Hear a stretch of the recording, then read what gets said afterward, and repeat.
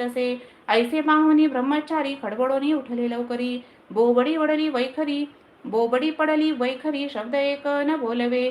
जवळी होते जे पारसी जागृती आली तयांसी. त्यांनी धरुणी बुवांसी सावध केले त्यावेळी. मग स्वप्नीचा वृत्तांत तयांसी सांगती समस्त.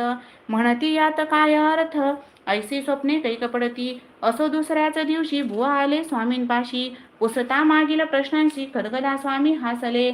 मग काय बोलती यतीश्वर ब्रह्मपद तदाकार. होण्याविषयी अंतर तुझे जरी इच्छित असे तरी स्वप्नी देखोनी रुचिकांसी काय म्हणून भ्यालासी. जरी वृत्ता भय मानितोसी मग ब्रह्मपद जाणे जे कैसे. ब्रह्मपद तदाकार होणे हे नव्हे सोपे बोलणे.